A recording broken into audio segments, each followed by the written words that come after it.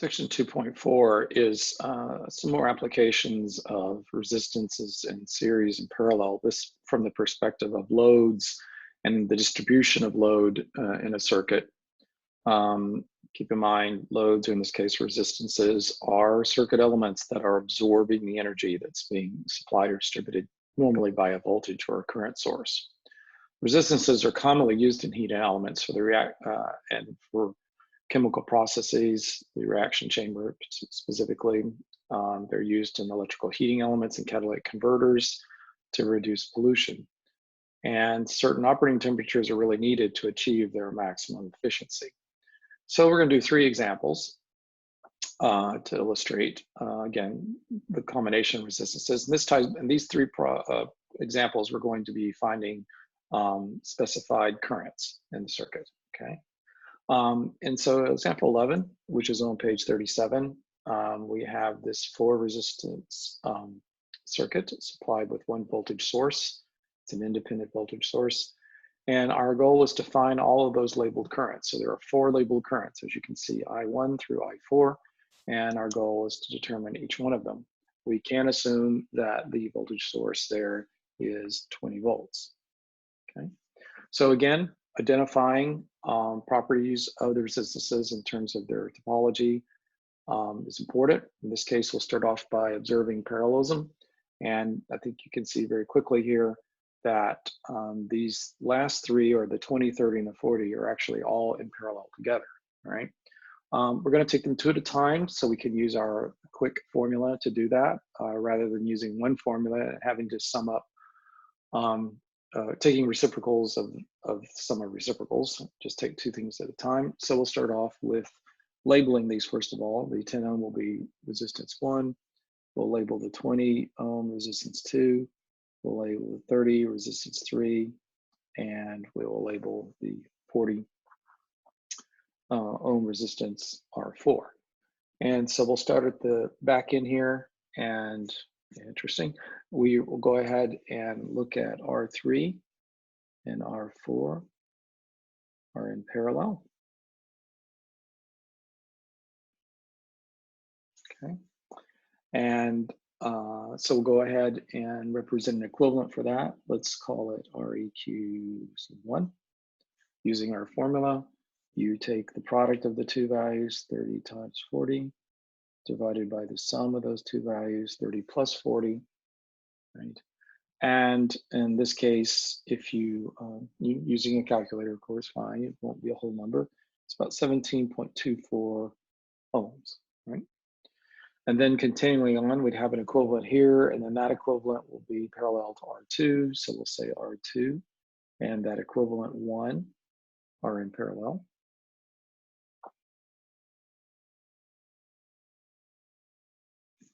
And let's call the resulting equivalent REQ2. And again, using the 2 values that are involved, 20 ohms plus the 17.24. So we'll have 20 times 17.24 divided by 20 plus 17.24. And this reduces to about 9.26 ohms, okay? Right? So at this point, let's summarize. Our goal again is to pull off these currents 1 at a time. Our goal is to get down to I1, because we can if we can just isolate that 1 resistance. So let's redraw what we have at this point. Plus minus the voltage source, which is 20 volts. Up here we have the 10 ohm resistance R1. And we have now this equivalent. And we're calling it REQ2. And it is 9.26 ohms, just slightly less than the 10 ohms in R1, okay? All right, so here again, we have 2 resistances. Can we collapse this down to a single one? Absolutely. These 2 are in series, right? So R1 and REQ2 are in series. So we can reduce this original 4 resistance circuit down to simply 1, okay? So this goes to the voltage source,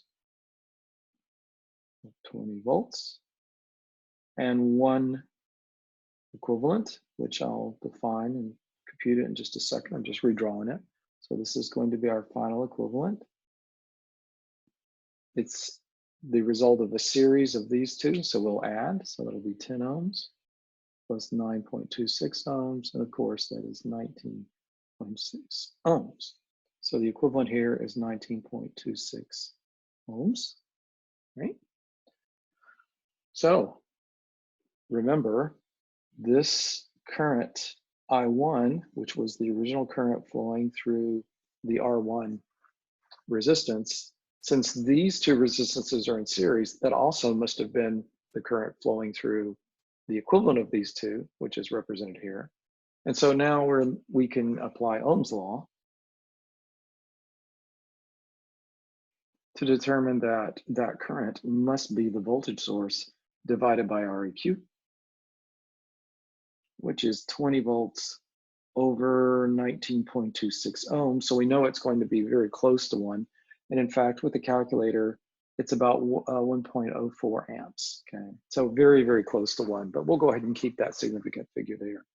Generally speaking, 3 is significant figures is enough, but we'll leave that 104, it's like 109, 104 amps there, all right? So one current resolved. So we now know that this current up here is 1.04 amps, and it's going to be distributed, okay? How do I know that? KCL on the top node suggests this is an incoming, these must be the 3 outgoing. The sum of these must be equal to 1.04. So that tells us then that those amperes or the currents flowing through those resistances are going to be relatively small. Fractions, certainly, of 1.04, right? So what we can do is try to get one of these, all right? We'll back this up and try to get the current through this resistance. So to do that, we need to go back up to this previous diagram that we had before. And I'm just going to redraw it, although clearly it's here, so that we can do our analysis. So just going backwards, we know that we had this situation with I1 flowing through the R1 equals 10 ohms into the REQ equivalent, right? 2, which is 9.26 ohms. But now we'll represent voltage. Let's call this voltage V2. Keep the polarities the same as the polarities, the orientation of the polarities. Let's keep those the same as the voltage source. Why did I want to do that? Because I've got I2 coming in here. I need to make sure it's PRC. And clearly, if that current is dropping from top to bottom, it's PRC and it's going to absorb energy. Remember, if you don't do that, then you're not PRC, and you would be saying that the resistance is supplying energy, which we know physically is impossible, right? So having done that, we have now a representation of we want to get what this current must be flowing through. Excuse me, we want to get this voltage. So notice I wrote I2 here, but that's really not the I2. I should have done that. That is not really ready for I2, because I2 is a representation up here of the current having come through R1 directly into R2 when there are these other currents present, okay? In this situation, because these are in series, we know this is the same current. So let me say that again. I do not represent this as a separate current coming down through here because these two are in series. In the original diagram, these two are not in series, which is one reason why they will be separate currents, okay? Because there's this off-ramp, which it can split out here, right? So these two are not in series here, right? So what I can do here is get the voltage, right? I was jumping a little bit ahead there, but I to there. So I can get the voltage through this. How do I know? Because I know this current is I1 as well, right? So therefore, using Ohm's law again, we know that V2 must be REQ2 times the I1 current, which is 9.26 ohms times the, 1.04 amps. And that's going to be about 9.63 volts, okay? right? So now we know that 20 volts are distributed by this voltage source, and about, almost half of it is going to come through and into the equivalent of REQ2, which is made up of, remember, the rest of these three parallel resistances. Okay, that's what that REQ2 represents, all those parallel resistances. Okay. So if the goal, hopefully that was what the designer wanted to do in terms of how much voltage is going to be distributed across them, all right? So now that we have V2, right, going across this equivalent, and what did I just say? This REQ equivalent reflects the parallelism of all three of those, which means if this voltage is flowing through this equivalent, then that is the voltage flowing through every single one of those, right? That's the meaning of equivalent resistance, right? The voltage flowing through the equivalent is equivalent to those three in parallel, okay? All right, so in that case, we'll go ahead and make that note that V2 appears across R2, R3, and R4, which are all in parallel, okay? So therefore, three versions of Ohm's law should get us the answer we need. I2, therefore, is the voltage divided by R2. I3 is that same voltage divided by R3. And R4 is that same voltage divided by R4, right? So the key was, once you get the voltage through that equivalent, it applies all the way across to the resistances which are associated with that equivalent, which in this case are parallel. So we can only do that because they're in parallel. The only sharing that goes on in series is current, right? So in this case, let's compute the values. 9.63 volts divided by 20 ohms.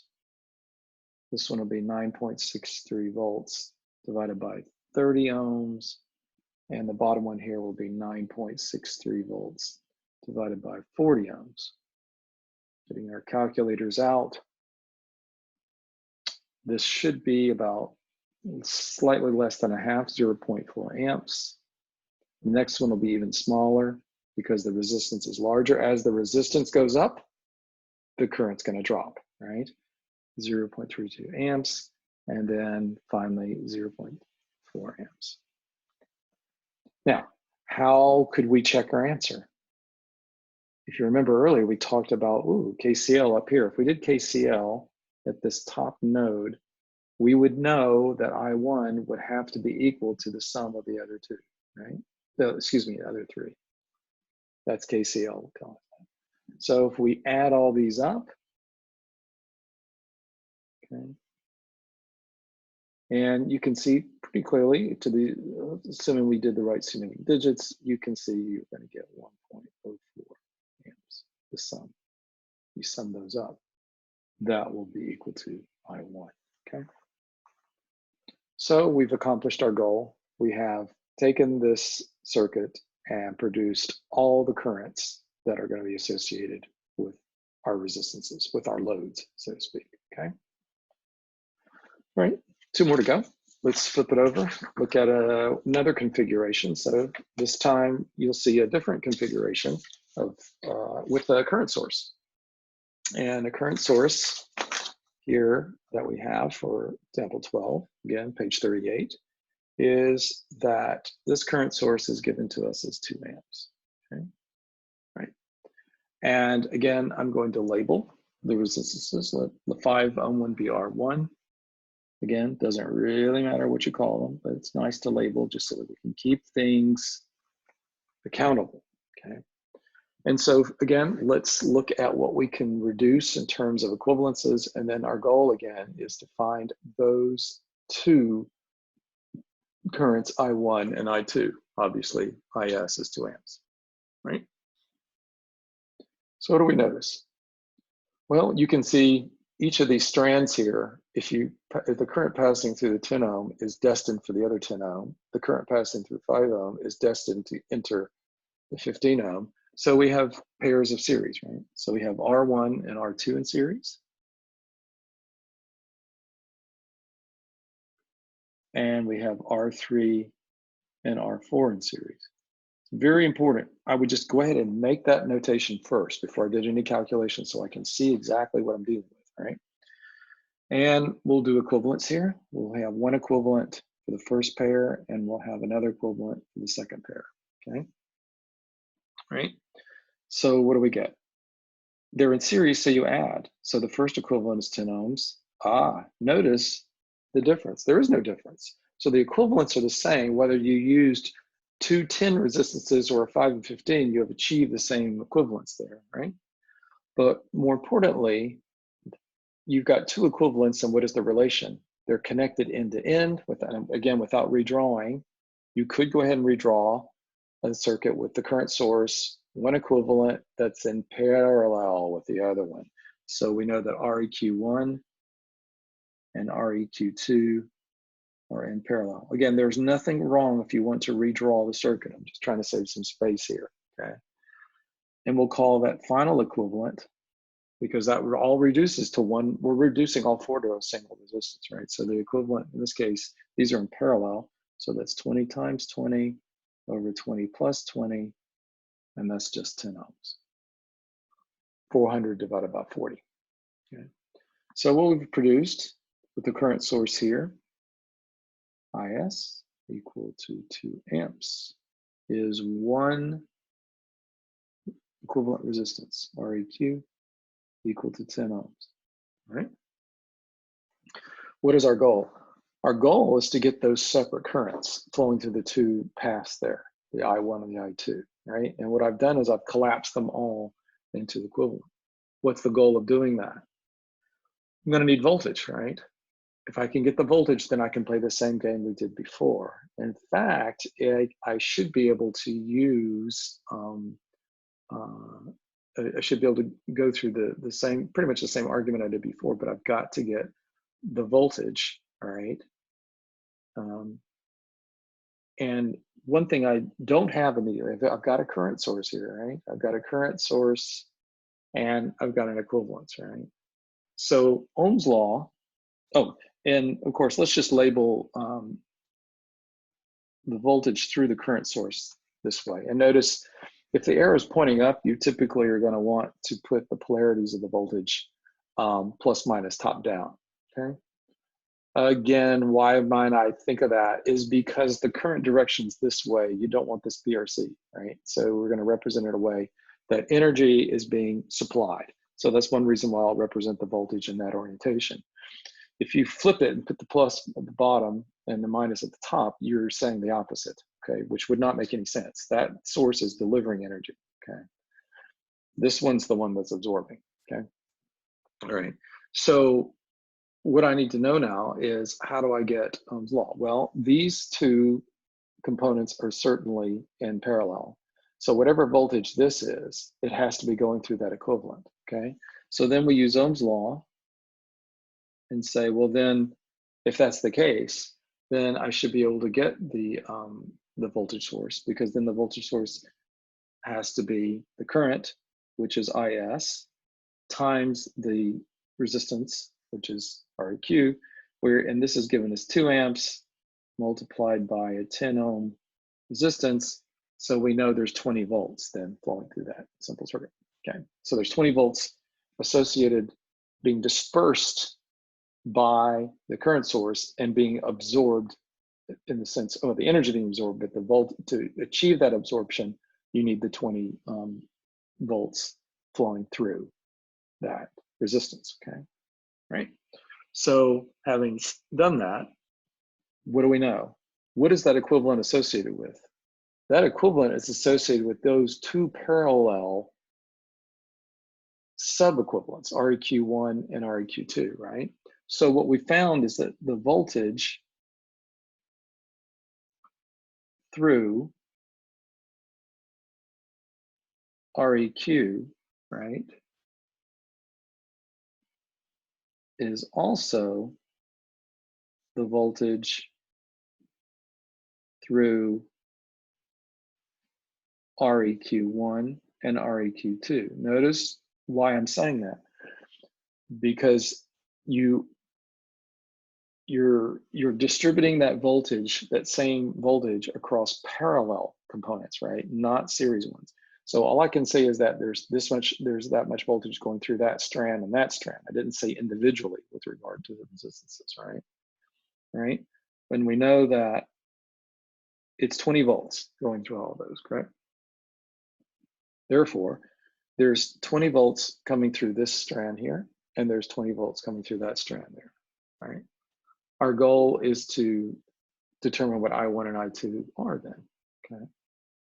Well, in this case, we can leave the current flowing through the equivalence. In other words, maybe just for a second here, just so we're clarifying this.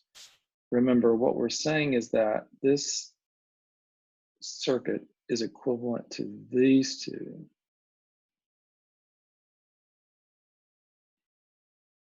Okay, and then here's the current source here. I'm just redrawing here so you can see what we're saying. We now know that there are 20 volts here and there's 20 volts here, okay? And my goal was to figure out the current coming through the original two. But this equivalent corresponds to two elements in series. So this is also I1, see? And this equivalent corresponds to two resistances in series. So this is I2. So that's what's important. The series resistances are sharing that current. So as long as I know what that REQ value is, and you tell me what the voltage is, I can get both of these via Ohm's law. So now we'll just apply Ohm's law. So I1 is nothing more than the voltage source divided by, in this case, over its equivalent resistance, which is REQ1. And the same thing would be true for 2, but it would be over REQ2. Okay. And in this case, it's 20 volts over 20 ohms, which is 1 amp. And this is the same thing.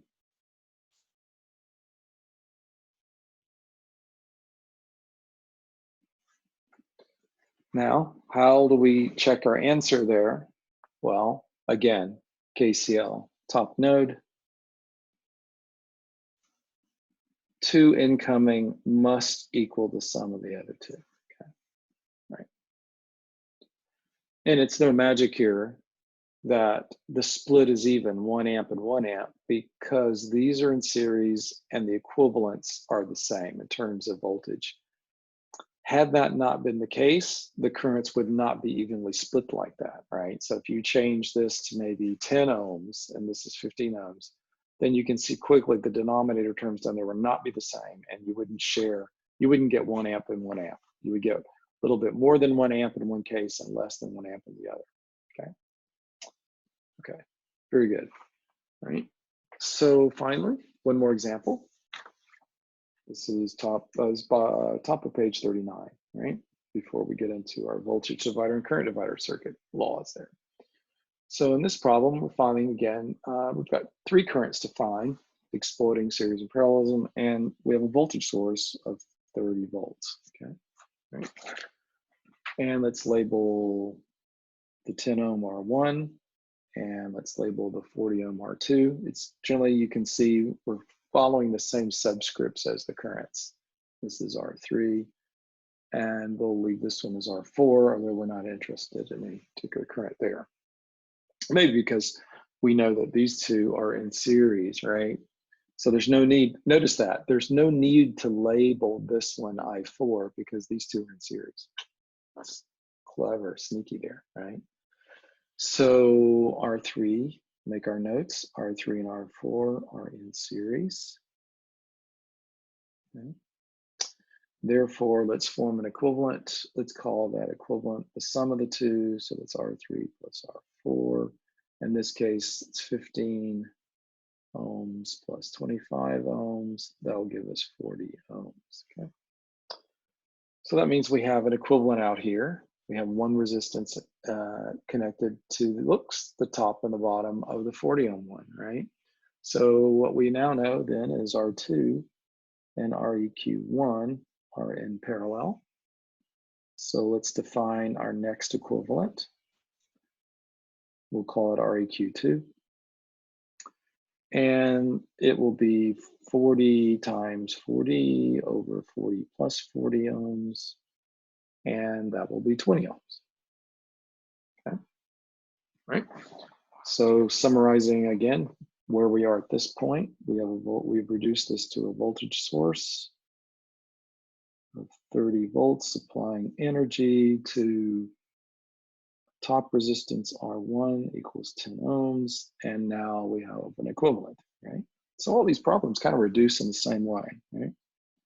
And the REQ2 equivalent is 20 ohms, right? Right. We do know that these are in series and there's only one current, and it's been labeled using the label of the original diagram. That's the I1 current, okay, right?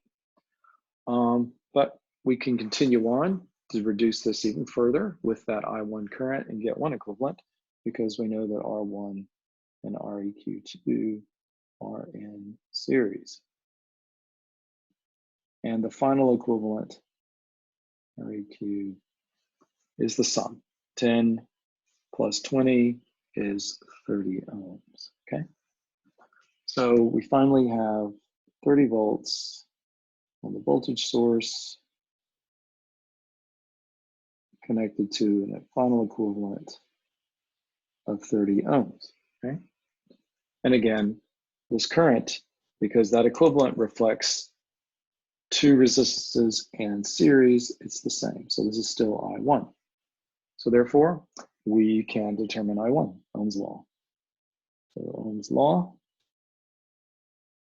tells us that I1 is the voltage source over REQ. It's 30 volts over 30 ohms, and you've got 1 amp, okay? Right? So we have determined that we have 1 amp here, and we are interested in determining how it is split, okay, across the R2 and then for the 3 and 4 resistances in series, right? So one thing we can note is, just for argument here, we know that if we were looking at KCL here, so let's write KCL, top node. We already know something, right? We already know that I1 would have to be equal to I2 plus I3. And we've already determined that's the same as 1 amp. So where a question is how does the 1 amp get distributed, right? Okay, right. So we need to look at some other information in terms of getting we need to get one current, and then either we find I2 and then we automatically have I3, correct? Because we have 1 out of the 3, so I'm gonna get the 2 out of the 3. And I would hope you'd realize, using the same techniques we used before, it's probably gonna be easier to get I2, because all I need to do is get the voltage, right? I need to determine what the voltage must be through the 40 ohm resistance, okay? Okay, all right. So let's look at our diagram here and say, well, let's come back. We came down this far, but now we need to come back here, because this equivalent that we determined here came from what? It came from parallelism between this resistance R2 and those two in series. So if this is a parallel equivalent, then whatever voltage flows through this must be the voltage flowing through that, right? Same argument we had before, right? So again, Ohm's law.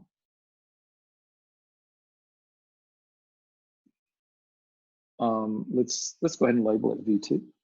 Same polarities, plus minus, okay? By Ohm's law, because I now know what the current is, and I've got the resistance, you've got its voltage. So then Ohm's law says that V2 must be REQ 2 times I1, or either way, the current times the resistance, or the resistance times current, 20 ohms times 1 amp is 20 volts. So there's 20 volts across that equivalence. And that equivalence comes from two parallel resistances. One of them is R2, which we need to get I2. The other one, it's those two in series. The voltage is going through the series there, okay, which shares the same current. Okay? But all I needed to do is get I2. So therefore I2 is just the voltage 2 over R2, in this case is 20 volts over the 40 ohms, it's 0.5 amps. And you now know what the answer to I3 is, don't you? It's split evenly, right? So in this case, by KCL, we know I3 is equal to 0.58. Awesome, okay?